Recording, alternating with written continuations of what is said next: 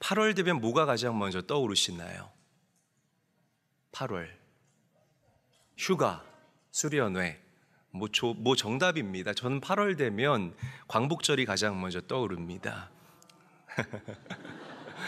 사실 나라마다 다 광복절이 있죠. 미국은 인디펜던스 데이라고 그래서 독립기념일이라고 이야기를 하는데 7월 4일이 미국의 광복절과 같습니다. 자유가 아니면 죽음을 달라라고 외치면서 많은 사람들이 자유를 위해서 싸우고 그렇게 자유를 얻어냈다라는 거예요. 우리나라는 8월 15일이 광복절이죠. 일제의 36년의 압제로부터 눈물겨운 자유와 해방을 얻은 감격의 날이 바로 우리 대한민국의 하나님이 주신 선물 광복절이다라고 저는 여러분들에게 말씀드리고 싶습니다.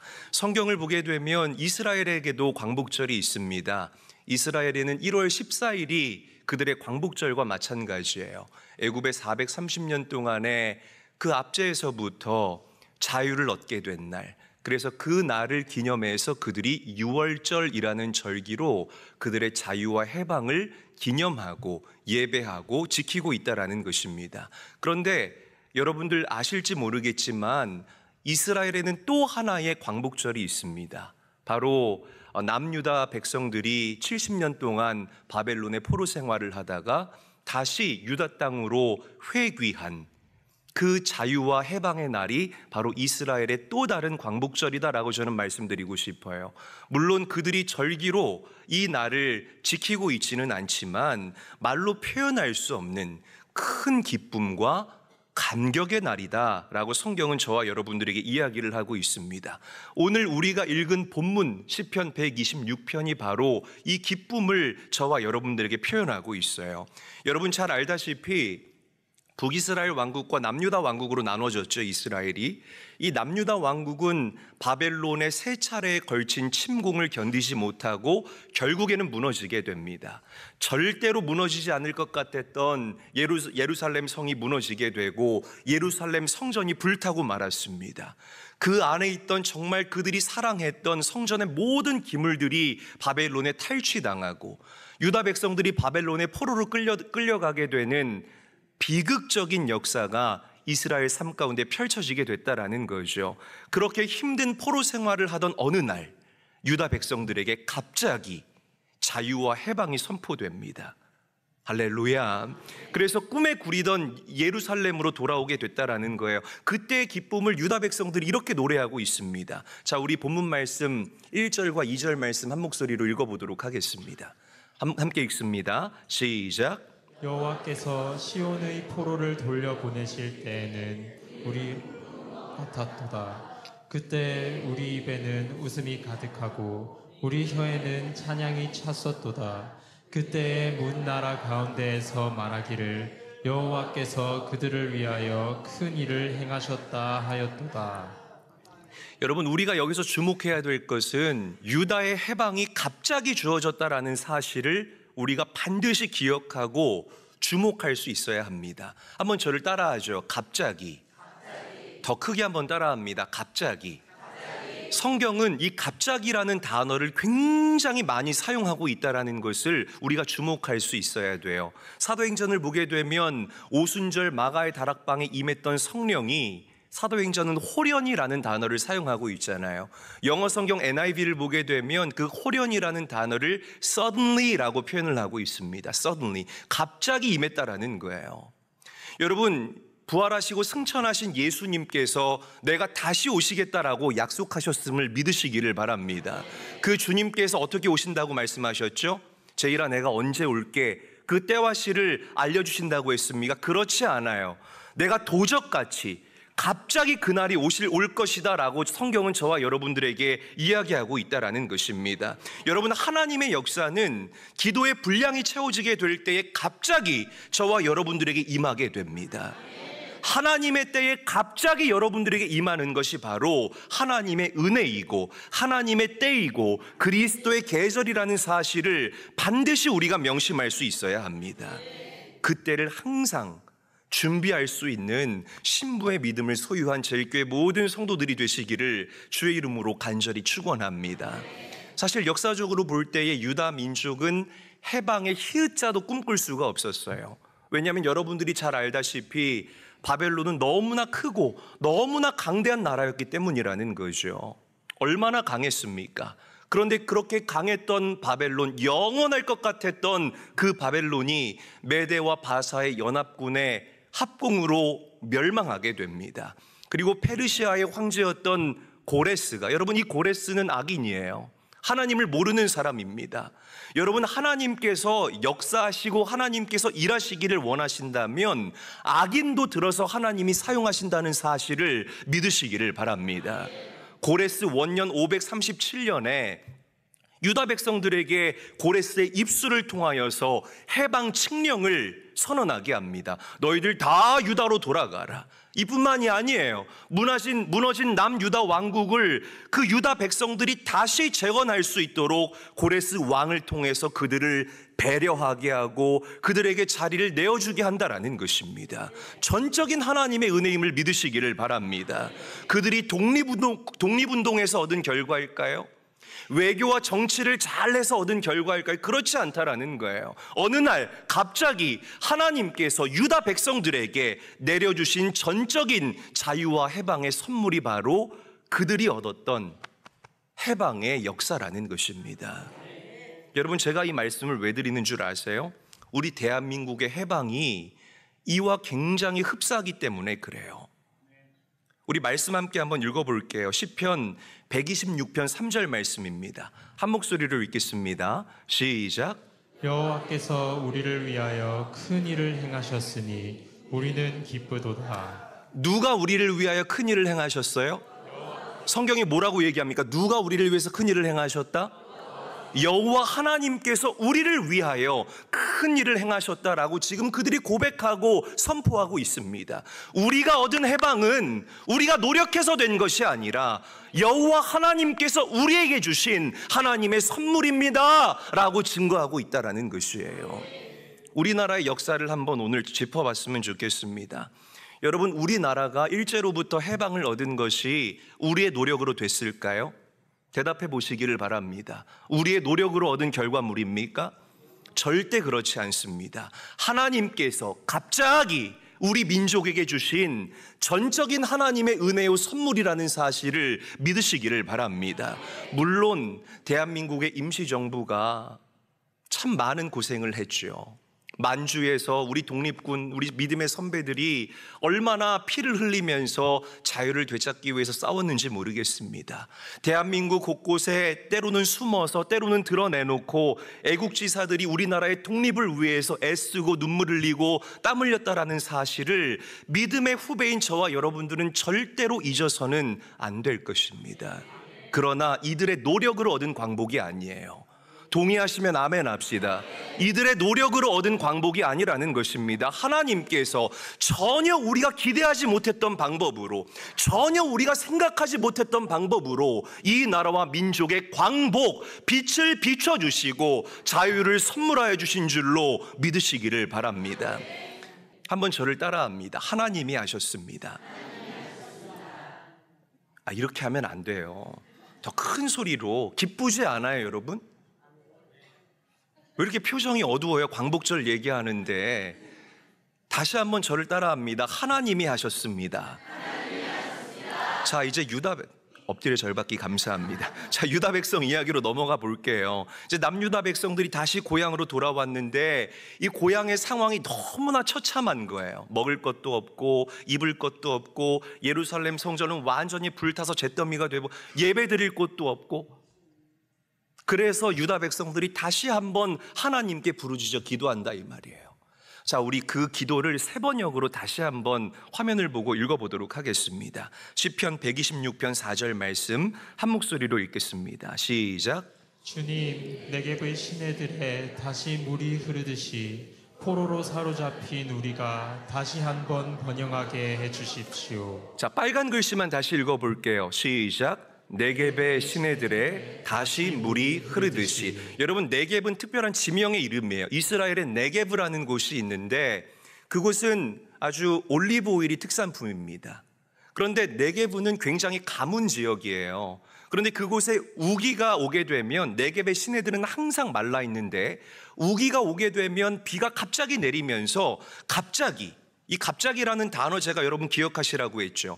갑자기 그 물이 범람하는 지역이 바로 네겝이라는 지역입니다. 그러니까 이 기도를 우리가 다시 한번 이 배경과 시대적인 상황에 맞추어서 재해석하면 하나님, 이 남방에 말라붙은 시내들이 전혀 기대할 수 없을 때에 갑자기 범람하듯이 하나님께서 우리 유다 백성들을 그 바벨론에서 갑자기 이 땅으로 옮기셨듯이 하나님의 은혜가 신속히 그리고 갑자기 이 회복 가운데 임하게 하여 주시옵소서.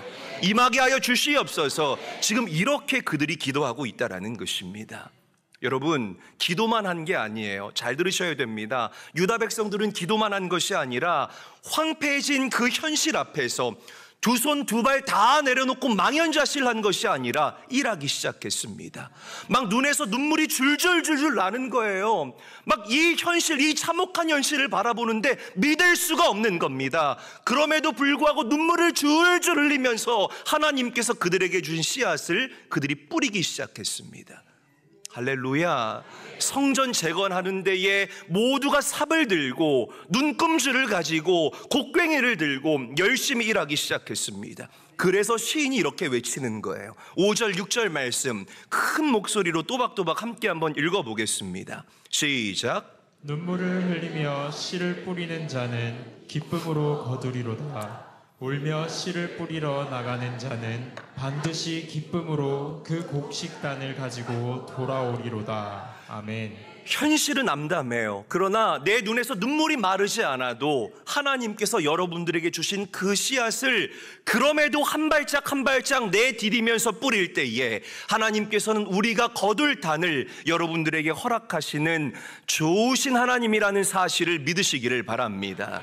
아멘. 여러분들 마찬가지예요. 지금 현실이 어려운 성도가 있을 겁니다. 경제의 문제, 건강의 문제, 관계의 문제, 침체돼서 도저히 살아나지 않는 내 영의 문제 때문에 전전긍긍하는 성도들이 있을 겁니다.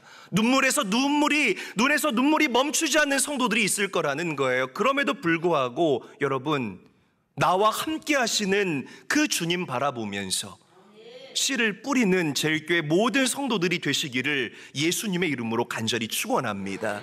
그럴 때 우리가 거둘 게 있는 겁니다. 아멘. 옆 사람과 인사하죠. 눈물 나더라도 씨 뿌립시다. 인사하겠습니다. 우리 한 3-4사람 인사할게요. 눈물 나도록 씨 뿌립시다. 이렇게 하지 마시고 좀 2-3사람, 3-4사람 이렇게 좀 느끼하게 인사합시다. 우리 눈물 나더라도 씨 뿌립시다. 인사하겠습니다. 성도의 교제 여러분 좀 풍성하게 했으면 좋겠어요. 건조하게 하지 마시고. 저는 이 시편을 묵상하면서 이런 생각을 해봤어요. 어쩜 이렇게 이 유다 백성이 처한 상황이 과거 우리 대한민국이 경험했던 역사와 어쩜 이렇게 비슷할까라는 그런 생각을 해봤습니다.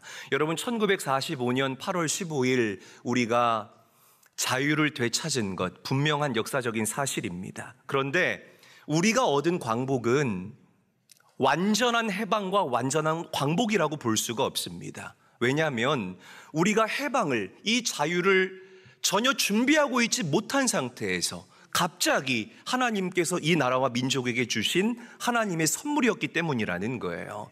그래서 일본이 빠져나간 그 자리를 북한은 공산주의를 대변하는 소련이 들어와서 통치를 하게 되고 이 남한은 자유민주주의를 대변하는 미국이 들어와서 통치합니다. 이것을 우리가 신탁 통치라고 이야기를 하지 않나요? 그러니까 여러분 38선이 그어지게 된 거예요. 여러분 나라가 둘로 나눠지는 것을 누가 원하겠습니까? 이게 온전한 해방이라고 볼 수 없다라는 거죠. 그리고 그 이후에 비극이 일어나게 됩니다.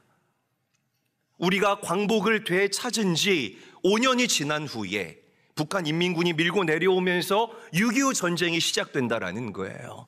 3년 동안 계속되는 이 전쟁 때문에 나라가 점점점 어두워지기 시작합니다.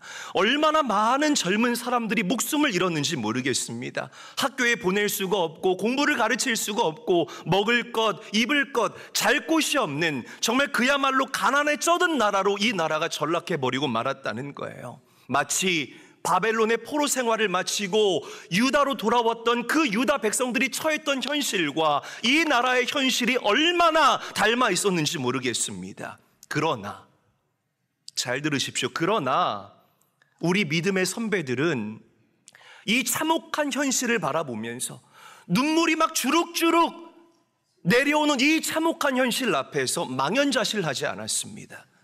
팔을 걷어붙이기 시작했어요. 할렐루야. 팔을 걷어붙이고 두 다리를 걷어붙이고 열심히 일하기 시작했습니다. 허리띠를 졸라매기 시작했습니다. 나무 뿌리를 캐 먹어서라도 내 자녀는 학교에 보내서 공부를 가르치기 시작했습니다. 잘 살아보세, 잘 살아보세 노래를 부르면서 새마을 운동을 일으키기 시작했습니다. 교회마다 기도할 때에 나라와 민족을 위해서 눈물로 기도하는 일들이 불과 같이 일어나기 시작했습니다. 할렐루야. 기도원마다 구국재단들이 세워지기 시작했다라는 거예요. 여러분, 그 결과 불과 몇십 년 만에 이 나라가 다시금 하나님의 빛이 비추어지는 기가 막힌 회복을 경험하게 된 줄로 믿으시기를 바랍니다. 할렐루야. 여러분, 혹시 여러분들 중에 삶의 위기를 만난 분들이 있다면 망연자실하지 마세요. 아멘. 눈물이 막 나더라도 그냥 눈물만 흘리고 계시지 마시고 나와 함께 하시는 주님 의지하면서 계속 걸어가시고 씨 뿌릴 수 있는 제일교회 모든 성도들이 되시기를 주의 이름으로 간절히 축원합니다. 하나님이 도와주실 거예요. 여러분들의 눈물이 변하여 웃음이 되고 나의 한숨이 변하여 나의 기쁨이 되는 놀라운 역사를 하나님께서 여러분들에게 선물하여 주실 줄로 믿으시기를 바랍니다. 울며 씨를 뿌리는 자는 반드시 곡식단을 거둘 것이다 라는 이 만고불변의 진리를 오늘 여러분 가슴에 깊이 새길 수 있게 되시기를 주의 이름으로 간절히 축원합니다. 여러분, 유다 백성들을 포로에서 구원해 주시고 그들이 성전 재건할 수 있도록 도와주신 우리가 믿는 좋으신 하나님은 지금도 살아계셔요. 믿으시면 아멘 합시다. 지금도 살아계십니다. 여러분들을 죄와 사망과 저주에서 구원하시기 위해서 당신의 아들 예수 그리스도를 이 땅에 보내주셨음을 믿으시기를 바랍니다. 누구든지 이 예수 그리스도를 믿기만 하면 구원받습니다. 누구든지 이 예수를 믿기만 하면, 예수님과 연결되기만 하면 그 사람의 삶은 사망에서 생명으로, 지옥에서 천국으로 옮겨지는 기가 막힌 변화를 경험할 수 있게 될 줄로 믿으시기를 바랍니다. 이 주님 신뢰하면서 오늘도 심기일전할 수 있는 귀한 제일교회 모든 가족들이 될 수 있기를 우리 구주 예수님의 이름으로 간절히 축원합니다. 옆 사람과 인사하죠. 눈물로 씨를 뿌립시다. 인사하겠습니다. 여럿 인사하시네요. 그럼 우리 이 기세를 몰아서 반드시 열매 거둘 겁니다. 인사하겠습니다. 인사하겠습니다. 네. 여러분, 저는 요즘 들어서 우리 나라가 많이 걱정됩니다. 나라를 위해서 기도할 때 많이 눈물이 납니다. 그리고 하나님께서 특별히 나라를 위해서 기도하라는 마음을 계속해서 저에게 부어주십니다. 이 나라가 점점 어두워지는 것 같아서 제 마음이 편치가 않아요. 음란한 문화가 우리 시대를 지배하고 있습니다. 동성애요. 여러분들이 젊었을 때 동성애의 문제 때문에 고민해 보신 적 있습니까? 동성애의 문제가요, 정말 빠르게 다음 세대들과 이 다음 세대를 넘어서 이미 기성 세대들의 삶까지 정말 빠르게 침투하고 그들을 잠식해 가고 있습니다. 여러분, 우리가 마약 걱정한 적이 언제입니까? 마약에 취해서 길거리에 비틀대는 청년들, 술에 취해서 인사불성이 된 청년들이 얼마나 많이 늘어나고 있는지 모르겠습니다. 여러분, 흉기 난동이요, 이제는 너무나 자연스러운 일이 되어버린 이 사회 가운데 우리가 살고 있습니다. 여러분들의 다음 세대들 정말 마음 놓고 밖으로 내보낼 수 있겠느냐 이 말이에요. 왜 이렇게 됐을까요? 제가 어렸을 때 어떤 목사님인지 이름은 기억이 나지를 않아요. 그런데 하여튼 이분도 한국교회를 위해서 큰 일을 하셨던 그런 목사님인데, 이분이 이런 이야기를 한 적이 있습니다. 제가 기억나는 대로 좀 적어왔는데, 한 나라가 무너지고 망하는 결정적인 이유는 사람이 하나님을 잊었기 때문에 이런 사단이 나는 겁니다 라고 이분이 이야기했던 기억이 나요. 저는 사람이 하나님을 잊었기 때문에 이런 일이 일어난다, 여러분 이분의 이 말씀이 정말 통찰력 있는 말씀이다라고 생각을 합니다. 학교 교육 어렵죠. 여기 교회 선생님들도 계시는데 학교 교육 정말 어렵죠. 옛날 같지 않죠. 왜 학교 교육이 어려울까요? 어떤 사람은 학생 인권 조례 때문이다라고 이야기하는 사람도 있고, 또 어떤 사람은 학부모들의 악성 민원 때문이다라고 이야기하는 사람들이 있습니다. 물론 이 말도 일리가 있다라고 저는 생각을 해요. 그런데 가장 큰 문제는 자녀들에게 신앙교육하지 않았기 때문에 이런 일들이 일어난다라고 생각합니다. 여러분 동의하십니까? 여러분 자녀들을요, 교회에만 위탁하지 마세요. 1년에 그 수많은 시간 가운데에 자녀들 1시간 잠깐 와서 예배 드리는 것 가지고 여러분들의 자녀들이 변할 것을 어떻게 기대하겠습니까? 여러분 자녀들 껴안고 국어, 영어, 수학만 가르치지 마시고요, 하나님 믿는 신앙을 가르칠 수 있는 부모님들이 되시기를, 우리 조부모님들이 되시기를 예수님의 이름으로 간절히 당부드립니다. 간절히 당부드립니다. 여러분 하나님을 아는 신앙, 하나님을 두려워하는 신앙, 하나님을 경외하는 신앙보다 앞서가는 일이 이 세상에 없습니다. 동의하시면 아멘 합시다. 여러분들의 자녀들이 근본적으로 잘 되기 위해서는 재산이나 자산 물려줄 생각 마시고 이 자녀들에게 하나님을 경외하고 하나님을 섬기고 예배하고 기도하는 방법을 가르칠 수 있는 우리 먼저 된 부모님들이 되시기를 주의 이름으로 간절히 축원합니다.